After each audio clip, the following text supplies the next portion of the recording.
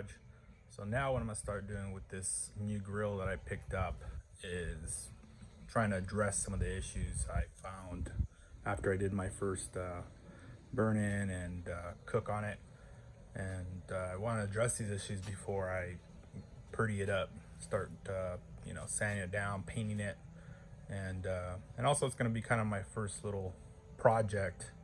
I'm not a, you know, metal fab guy at all, and so kind of want to practice on this one, and then maybe in the future either build or buy a nicer smoker. But first thing I'm thinking is this one came with like an ash box that's already falling apart. You can see there, really thin. It kind of goes in there. But if you look inside, I mean, it just lets in all kinds of air from underneath. So I think first mod I'm gonna do is fill in that hole on the bottom. I just don't want the ash box, and I'll go ahead and cut it all out. And it's looking pretty bad already anyway. So next thing, when I test it out, temperature, this area about up to here is about 100 degrees hotter, and then as it traveled over here, it leveled out and I was able to get a nice 250 degree. So definitely looking at putting a baffle along the bottom here. The other thing I was noticing when smoking is this is not airtight. I was getting quite a bit of air, smoke leakage. And if you look here, I mean, it's, you know, cheap gaps in there, just let the smoke out. You can see here I used I already grinded out this weld here and then pushed it over because it was literally 1/8 of an inch out of it, which pushed the door over.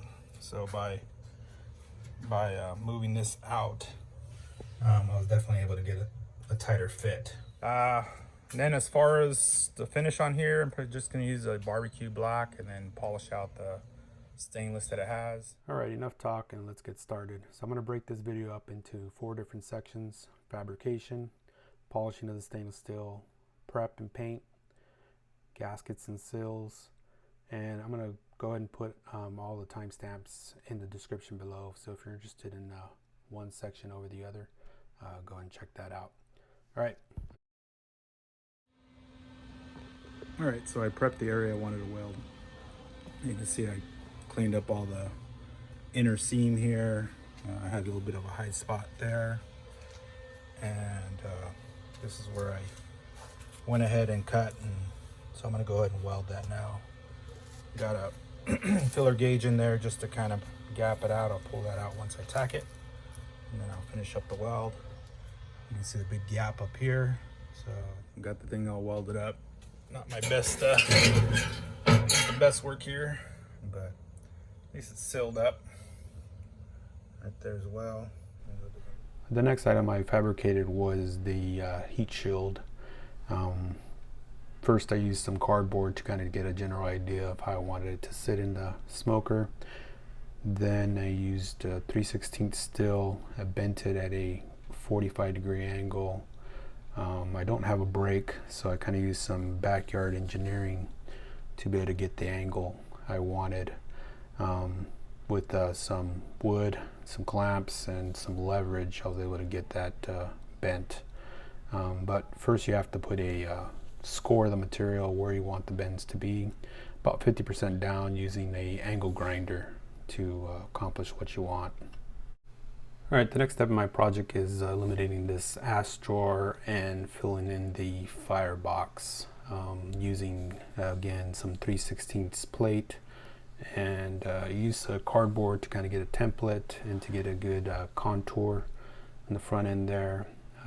So got it all bent up using my again backyard engineering, and ended up fitting in there pretty good. I grinded out the tabs that were holding the ash drawer in place. You can see there from the underside what it looks like now. And now it's time to weld it in place. So not a fabricator or welder, so but I was pretty happy with the results. And it'll work for what I needed to do. So practice makes perfect. So hopefully with a few more little projects, I'll be able to tackle some bigger stuff. Right now I'm gonna use, when I went on Amazon, I picked up this polishing wheel and some of this compound. All right, so I've done half of this so far. You can kind of see the difference. I was just using this polishing compound, and came out pretty good.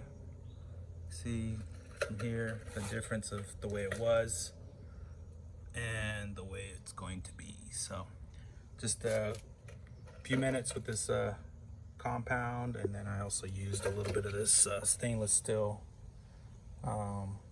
cleaner to take off the compound. That's the finished product right there. So not looking for a mirror finish. I just wanted to get rid of some of that rust and mildew and all the stuff that was built up on there, but looks it did a pretty good job. So just ended up using that brown compound. If you wanted to go for more of a mirror finish, then you start working your way down to that white compound. I think is the least abrasive.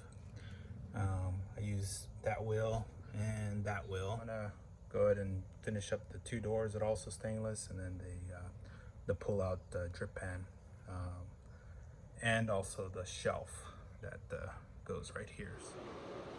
All right, went over it one last time, so you can definitely see the difference now. So used this compound first, just rub it on, or turn the drill on, rub it on to the pad here, and then just go right over it, and then use this is kind of like the final compound. Just put it on there. So all right. In order to get the grill prepped for paint, I had to clean off all the surface rust and oil buildup that was on this grill. So I used a angle grinder with a wire wheel attachment, which made real quick work of cleaning this surface. All right, I'm in the final stretch here. The last thing I'm doing is doing a quick degrease. Using this pre-paint bond cleaner. So I've already pressure washed it. Looks clean, but you see, just rub this thing down a little bit. You can see all the grease coming off of this. So I'm gonna go ahead and finish rubbing all this down, making sure it's nice and clean, including the frame, and then I'll get to painting this bad boy. So, all right, we're almost there. All right, so I got everything prepped up, cleaned out. So I'm gonna go ahead and do the bottom and sides of this thing while I have it upright, and then I'll pull off the wheels. So I'm gonna be using this Rust-Oleum high heat 1200 degree paint, and then this see how this little sprayer thing works. Out. So right now I'm just going to do the bottom of this thing, and then probably let this dry, and then flip it over and go ahead and just finish up the rest. Getting a little bit of a breeze right now, so hopefully things agree with me. So anywho, let's go ahead and get started. All right, I got majority of the grill painted now. Ended up painting the wheels a satin black, and gee, wish I would have painted the whole grill that color, but oh well. So I got the wheels also all painted up, so we'll go ahead and put those back on, flip this thing over. All right, everyone, I'm on the home stretch here for getting my grill up and going. So as you can see, I got the painted the wheels and the top a semi-gloss black, and then I painted the actual frame a flat black. I originally painted the whole thing flat, and it kind of looked gray to me, so I didn't really like it. So I did a repaint on at least the top. I left the base the flat color, so it's kind of a gray and black color. But I think it actually looks pretty cool with the black wheels and everything. Now what I'm doing is putting a Pro port So sorry for all the movement. There's my pit boss. It's a mess right now. But so I got to get this to 1 1/4 inch hole. So I'm working my way up to that using these the step bit kit. And I'll go put a link below if you're interested in something like this. These are decent. So, but I bought this set just about as expensive to buy the 1 bit versus the whole set, which is about 20 bucks. And what I really needed was the 1 1/4 size for this. So, but it was a pretty nice little set. Came with a nice case. So time will tell how long they'll last. But right now I'm just stepping it up from the smallest to the biggest on this one, doing this, and then I'll finish off with that. The way I'm doing that is from the inside here, and using a little bit of this cutting oil so that it doesn't overheat too much, and then I'll go and vacuum all this out. So let me finish this off, and I'll show you how I put the probe seal on there. You can see I've actually already done it for my pit boss, so it works pretty good. You can see the probes fit right through there. It's nice and tight, and this one actually has 4 additional probes up here, so you could do 4 and 4, and these probes seem to go through this hole pretty easy. There you can see, and seals right back up. So pretty nice so far. So let me go and finish it up, and then I'll show you how this fits in there. All right, for my application, this is a little thick for this particular grommet. So what I did is I went ahead and stepped it up, almost stepped it up to the next size, but I basically just tapered both ends. So we'll see if that works. All right, the little taper trick did the job. So I would say you could, if your grill's about anywhere from an 1/8 inch to even a little under 3/16, if you tapered both ends, went up to the 1 1/4 it recommends, and then taper it up, this little grommet will fit pretty nice. So see on both ends, it's a nice tight fit, so I shouldn't have any issues with that. I'll go and just straighten it out, and should be good to go. All right, everyone, we're on the final part of the first phase of my smoker here. So got it all painted up, got all the stainless put back on, it's all been polished, and put all the parts back on, cleaned them up, and so also got the probe gasket there installed, and it's looking pretty good. So the final step, I did try to fix this this area as much as possible, but it still leaks smoke when I tested it. It did improve it a bit, mostly in this area where I re-welded it and try to align it as much as possible, but it's just doesn't seal as well as I'd like it to. So I went ahead and purchased some of this LavaLock gasket. This is the 1/2 inch by 1/8 inch thick by 15 feet. So that should be enough to do my 2 doors here. So I'm gonna go ahead and do that. They recommend using a razor blade, not scissors, to cut the stuff. So the way I'm gonna approach this is probably go from the top to bottom right here. So I want to go right over the seams.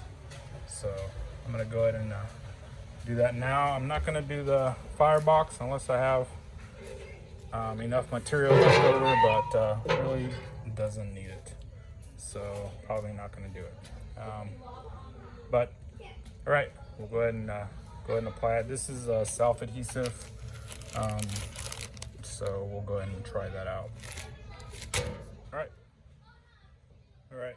Before you start applying this material, you want to make sure this whole surface here is really well degreased and clean. So I just finished cleaning this whole grill and degreasing it, so mine should be ready to go. So and once you put this stuff down, you're not going to be able to pull it back up without ripping it apart. So okay, I'm gonna go ahead and cut this. Instead, I'm using a razor blade, straight edge, and then I'm gonna go and just cut it right on top of this piece of wood here.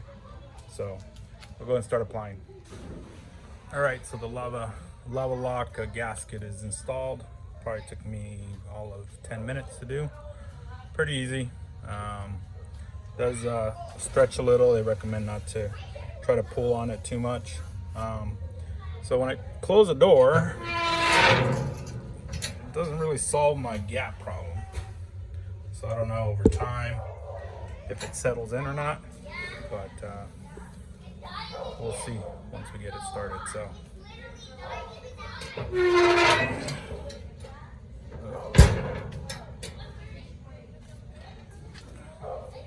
there you go. I hope some of this was helpful to you. If it was, give me a like. And if you have any suggestions or things you want to see, please put them in the comments below. And as I said, there'll be a phase 2 on this. Currently just comes with really basic grates that go here and as well in the firebox. And so as my welding gets a little better, I want to go ahead and put in some expanded metal grates. So I'll show you the process of how I built those, or how I'm going to build those. And the next step would be I'm going to have to patch this hole up and then bring the smokestack down and also extend it. Probably put a 4-inch square smokestack. So I'll also show you that process as well.